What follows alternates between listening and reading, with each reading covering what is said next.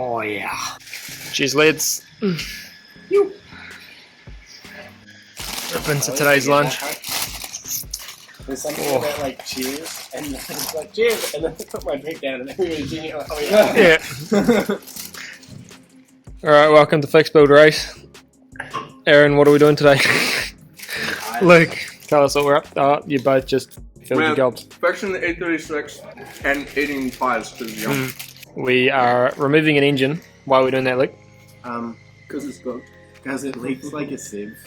Yeah. And I decided it's easier to pull the engine and helicoil all the bad bolts in the sump and the rear main housing and We're basically just going to duct tape everything. and just Yeah.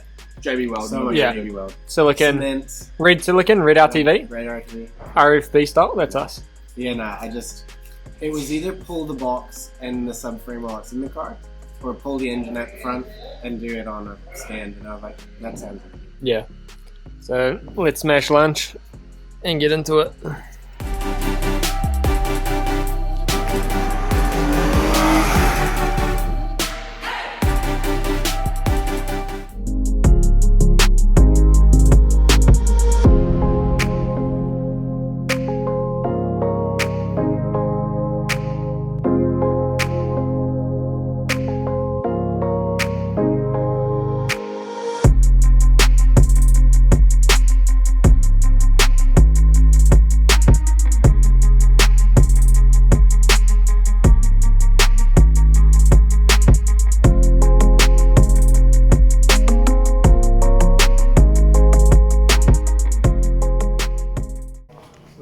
Where do you want me? There. Just get the hose off. I just want to capture you losing it all. Lift high, lift high. Alright, now put it into the cap. Now drop the hose into the container. The hose that you're holding in the container, and then lower the hose. There you go. It's alright, I'm working with you now. Just because it all happened at once, so I couldn't quite figure out what to do. That was fresh coolant. Now it's all on the ground. Sorry. I think it might have been entertainment purposes would have been worth it. Oh no, I knew exactly what was going to happen. Yeah, me too. That's why I went and ran and grabbed the. And like when he's trying to... Both suck, honestly. He's trying to put his thumb in the thing and like lift it. Lift it, yeah, he's trying to block it with his thumb. It's like doing the when you block a hose. You guys actually suck. Where are the rags? Alright, Aaron, grab the mop. Mom? Yeah, there's a mop over there in my kitchen. But yeah, check the top of those down to start this.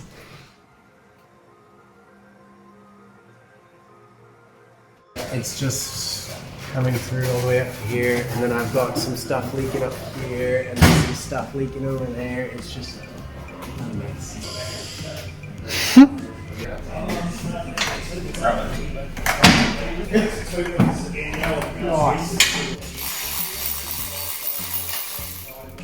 And it was just in the back as well.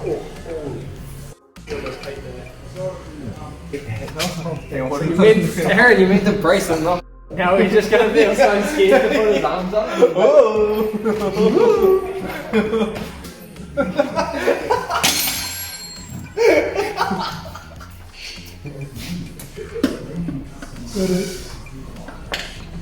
Come man, bro, back up in like 10 seconds.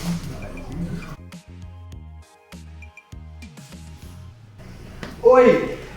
Oh, that was a good yawn too. Aaron. How'd you get it? There you go. He's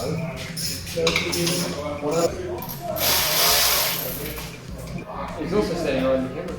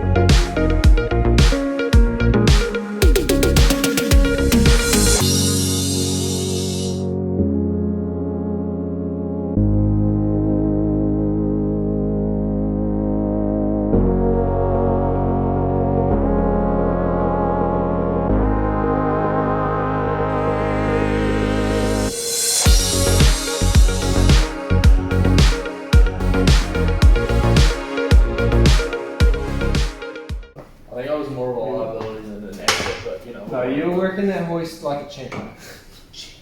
Apart from the old engine mount situation. But. Yeah, well, that wasn't working the hoist. That was working the tops. So we'll keep you on the hoist.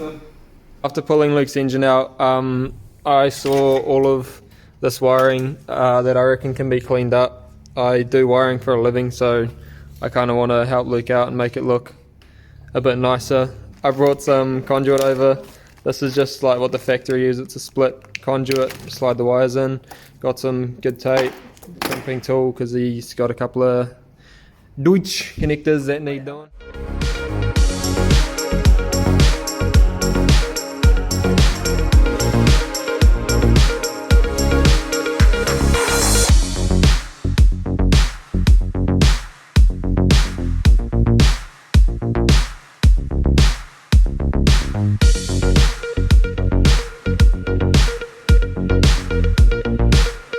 This is what we've ended up with for the fan wiring. Just loops over here, fuses hit it in under here. The ground pops out. If I had the luxury of having as much length as I want, I would have come around here and looped on, but I was kind of set with the length that was provided, so did what I could. The fan wires coming down here and then the probe going into the radiator. Then it's tucked up under, well, it's not right now because it's coming back out, but it's going to sit up under there. Power wire comes forward, picks up the control power for the relay, and then the power sits on this block here. That's probably all the tidying we're going to do for now, just because that was the part that looked the worst. So while Jack does that, I'm going to finish up the engine.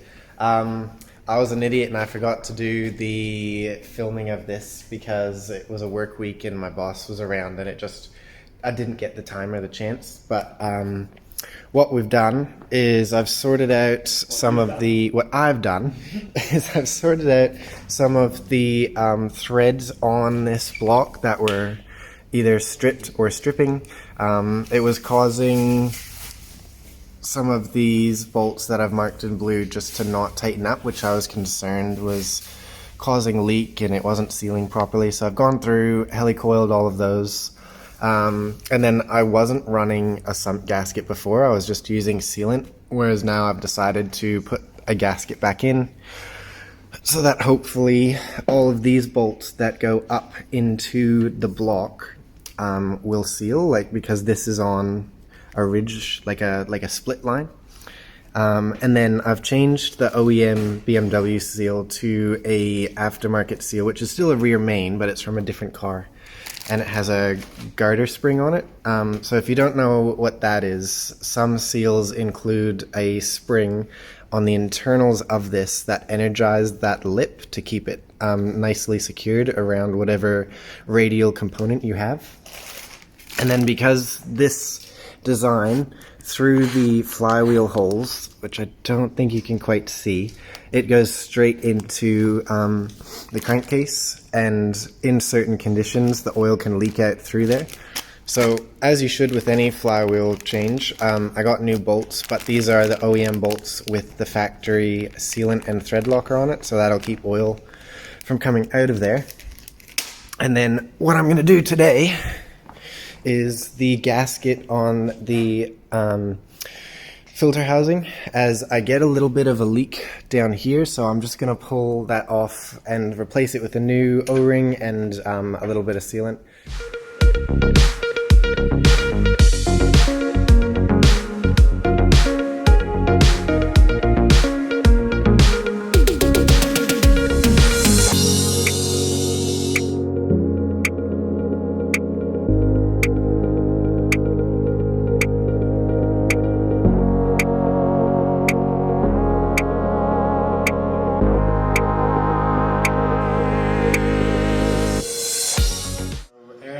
Some other commitments we have to get to today, so we're gonna have to wrap it up for now.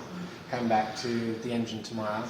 For now, I've just thrown the flywheel on there. We'll drop this down and then plan to get this in the hole, get the gearbox on, but we're gonna leave it there for today. Aaron and I got the rest of the oil gaskets done. If you come around here, we had the oil filter housing off to replace that pesky little gasket in there. And then Jack did an awesome job making all this wiring look really slick, so that'll be much better once it's all together. I'm really happy with how that came out. I know that it's not to his professional standard, but for what he had to work with, it's really cool, and I'm stoked that he was able to do that for me.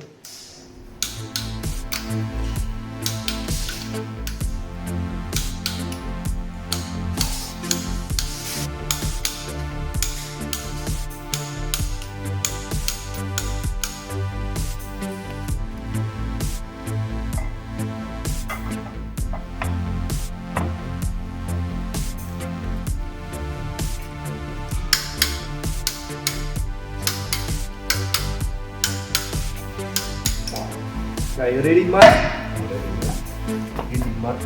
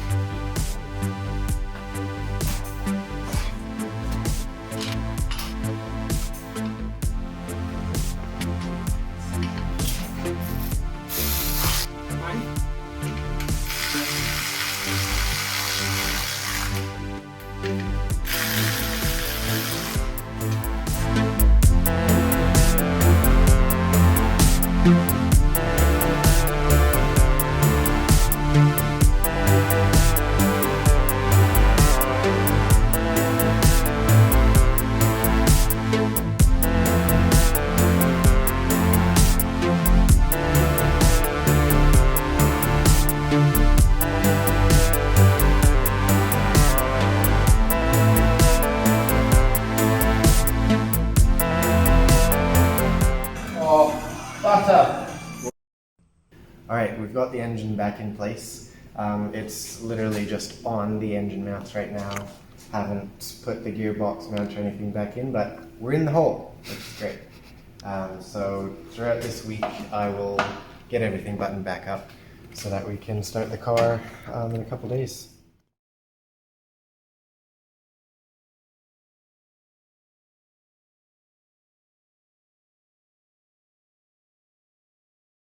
Just priming for oil pressure.